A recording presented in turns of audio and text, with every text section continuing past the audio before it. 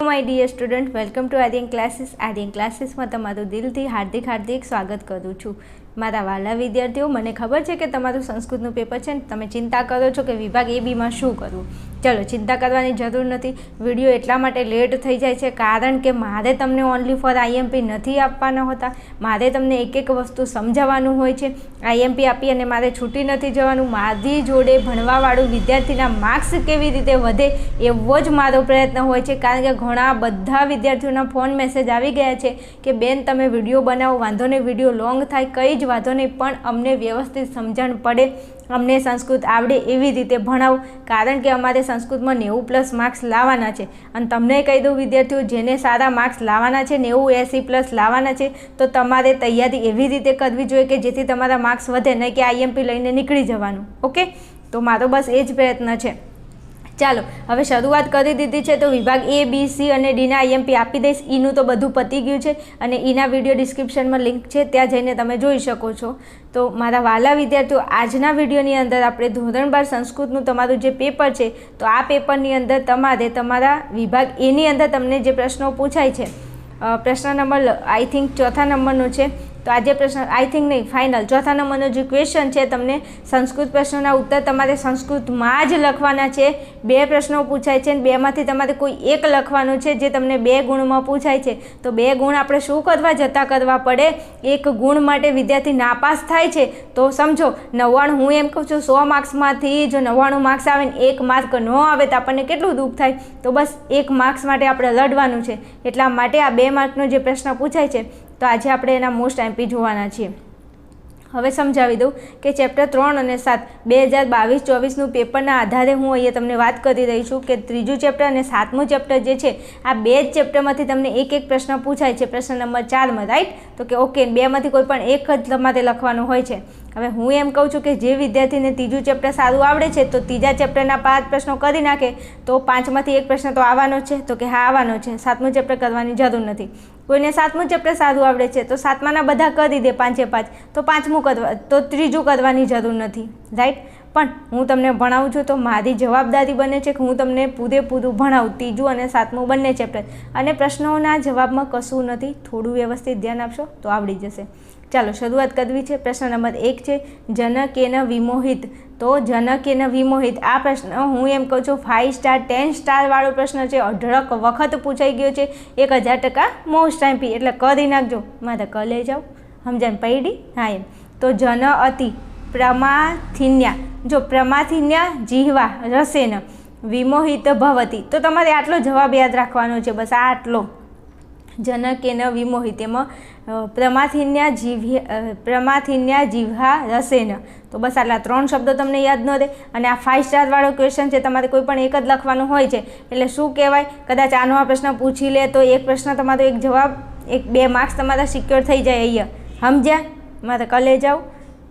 हाँ चलो पछी आगळ जवुं छे। बीजा नंबरे कीधुं छे कि प्रकृतितः स्वच्छ किम अस्ति। तो प्रकृतितः स्वच्छ किम अस्ति, तो जलम प्रकृतितः स्वम अच्छति। हवे अस्ति छे, तो कशुं नथी, एक खाली जल याद राखवानुं छे। प्रकृति जल याद राखी लो ने फटाफट, एटले वात थाय पूरी। 2 मार्क्स रोकड़ा पूछाई जाय तो। अने जो पूछाई गेलो प्रश्न छे एटले तो स्टार कर्यो छे, देखाय छे। तो प्रकृति स्वच्छ किम अस्ति, तो जलम प्रकृतितः स्वच्छम अस्ति। जलम प्रकृति याद राखी लो एटले 2 मार्क्स आपड़ा कम्प्लीट जो पूछाई जाय तो। समझ्या?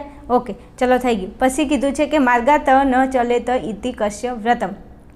तो बस आ मार्गात न चले इति कस्य, कस्यनी जग्याए तमारे खाली लखवानुं छे क्षिते व्रतम अस्ति। बस क्षिते अने पाछळ अस्ति आटલું लखवानुं छे। तो आ व्रतम आवे एटले क्षिते व्रतम, આવી રીતે याद राखी लो। क्षिते व्रतम एमां तो छे, खाली क्षी याद राखवानुं छे। क्षी याद राखो 2 मार्क्स मळे छे।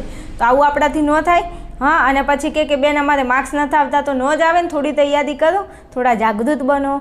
हाँ आईएमपी तो घणा बधा भेगा करीने राख्या छे, पण एमांथी मळशे शुं? कंईक करशो, कंईक भणशो, कंईक शीखशो, कंईक याद राखशो तो लखी शकशो ने परीक्षामां। हाँ न केवा तो अढळक आईएमपीनो ढगलो पड्यो छे, शुं करशो पण एम। तो क्षिते व्रतम याद राखी लो। जो जलम प्रकृति जल प्रकृति क्षिते व्रतम थई गयुं। पछी अहींया जनकेन विमोहित एमां शुं? तो प्रमाथिन्या जिह्वा रसेन હા, આવી રીતે યાદ રાખવાનું. ચલો 4 નંબરમાં જઈએ છીએ તો ક પુષ્પેભ્ય સારમ આદિદાતી. અદિદાતી છે ને? હા, અદિદાતી. તો બસ અહીંયા યાદ રાખવાનું છે ભ્રમર ગુરુ સર્વત પુષ્પેભ્ય. જવાબ આટલો થશે, ભ્રમર ગુરુ સર્વત. શું? ભ્રમર ગુરુ સર્વત. ચાલો પછી કીધું છે 5 નંબરમાં તો કે કહ સરિદ્રી ઇવમ ન ઉત્તસ્યતિ ન શુષ્યતિ. તો બસ આની અંદર ઓનલી ફોર સાગર યાદ રાખવાનું છે. શું? સાગર. તો જો તમારે એક વસ્તુ ધ્યાન રાખવાનું, અહીંયા યાદ કેવી રીતે રાખશો 5મામાં? તો સરિદી. શું? સરિદી ક્યાં ગઈ? દીદી ક્યાં ગઈ? તો દીદી સાગરમાં ગઈ. જા તારે જવું હોય તો. શું? હા, સરિદી ક્યાં ગઈ? સરિદી ને સરી એ છોકરીનું નામ છે એવું સમજો. સરી એ છોકરીનું નામ છે ને એને આપણે દીદી કહીને બોલાવીએ ને તો પણ આપણે એકલામાં અત્યારે તો દી જ કહે છે, દીદી એ નથી કહેતા. તો સરિદી ક્યાં ગઈ? તો સરિદી સાગરમાં ગઈ. તું એ જાય એની પાછળ સોની મોની પાછી વળજે. અત્યારે આ કાલે પેપર છે એટલે સમજ્યા ને. સરિદી આવે એટલે સાગર યાદ રાખી લેવાનું, નહીં તો સાગર કિનારે દિલે પુકારે સોની મોની તું ભણવાનું કર. એટલે આ સદીદી આવે ને એટલે મજો પડી જાય. એક્ઝામમાં બેઠા હશે ને એટલે જો સદીદી આવી ગયું તો સાગર યાદ આવી જવો જોઈએ હો મારા વિદ્યાર્થીને. યાદ આવશે ને? હા, એમ યાદ રાખજો પ્લીઝ. તો આ 5 પ્રશ્નો છે ચેપ્ટર 3ના, કરી નાખજો તમારે મજો કરો એમ. ચાલો પછી ચેપ્ટર 7માં. હવે હું એમ કહું છું ને કે જો મારે લખવું હોય તો હું તો 7મું ચેપ્ટર લખું, કારણ કે મને 7મું ચેપ્ટર બહુ આવડે, મને મજો આવે એમ કે સાદું ચેપ્ટર છે ને યાદ રહી જાય એવું છે. પણ વાંધો નહીં, ચલો જેની જેવી મરજી, જેને જેવું આવડે છે. ચાલો પ્રશ્ન નંબર 1 કીધું છે 7મા ચેપ્ટરમાં ચંદ્રચૂડ નામક. શું કીધું? ચંદ્રચૂડ નામક. ચંદ્રચૂડ નામ કોનું છે? તો કીધું છે કે ભગવતઃ શિવસ્ય નામ અસ્તિ. ભગવાન શિવનું નામ છે ચંદ્રચૂડ. હવે ભગવાન શિવનું નામ ચંદ્રચૂડ કેમ પડ્યું? તો ભગવાન શિવનું નામ ચંદ્રચૂડ એટલા માટે પડ્યું કે જ્યારે દેવો દાનવો વચ્ચે સમુદ્ર મંથન થયું હતું ત્યારે કાલકૂટ નામનું વિષ નીકળ્યું હતું. કાલકૂટ નામનું વિષ એટલે ઝેર નીકળ્યું હતું અને ઝેર ભગવાન જે શિવ હતા, શંકર હતા, એમને પી લીધું હતું. એ ઝેર પીધું એટલે એના ગળામાં સમાવી લીધું હતું આપણા ભગવાન શંકરે. એટલે એમને નીલકંઠ કહેવાય છે. નીલ એટલે એમનું ગળું નીલા રંગનું થઈ ગયું હતું, કંઠ એટલે ગળું. તો પછી એમને બહુ તાપ આમ અંદર એ પીધું ને ઝેર એટલે એમને અંદરથી બહુ તાપ હતો. પછી એમને શું કર્યું? ચંદ્ર શીતળ હતો એટલે ચંદ્રને એમની જટાની અંદર સમાવી લીધો હતો. કોને? ચંદ્રને. તો ચૂડ એટલે જટા થાય અને ચંદ્ર એટલે ચંદ્રને એમની જટા ઉપર તમે જોજો ભગવાન શિવનો ફોટો તો એમની જે જટા હશે ને એમાં ચંદ્ર હશે અર્ધ ગોળાકારમાં, તમે જોજો. એટલે ભગવાન શિવનું એક નામ શું છે? તો ચંદ્રચૂડ. પણ અહીંયા એમ પૂછ્યું છે ચંદ્રચૂડ નામ કોનું છે? તો ભગવાન શિવસ્ય. આ તો યાદ રહે ને. હવે આટલી બધી મેં તમને કથા કરી હોય અને પરીક્ષામાં પૂછાય તમે લખી ન આવો તો મને કેટલું દુઃખ થાય, સમજ્યા? એટલે લખીને આવજો. ચલો પછી ક બલવાન. કોણ બલવાન છે? તો યશ તેજ વિરાજતે. જેનામાં તેજ છે તે, તો તેજ વિરાજતે. યાદ ન થાય આટલું? યશ તેજ વિરાજતે. કોણ બલવાન છે? હું બલવાન છું ભાઈ. હું અને તું કોઈ બલવાન નથી બલવાન મનુષ્ય. તો યશ તેજ વિરાજતે. ચલો પછી કીધું છે કે નવ કુત્ર ન ગચ્છતિ. નવ એટલે નૌકા. શું? નૌકા એટલે હોળી. અરે હોળી થાય ને, હોડી થાય, હોડી. નૌકા એટલે શું થાય? હોળી નહીં, હોડી. તો તમે જુઓ આપણે આ ચેપ્ટરની અંદર ખબર છે કે છે ને કે ગાડું જળમાં ના હાલે અને નૌકા સ્થળ ઉપર ના હાલે. નૌકા એટલે હોડી તમે કદી જોઈ કે જમીન ઉપર જાતા હોય? હા, હોડી ક્યાં હાલે?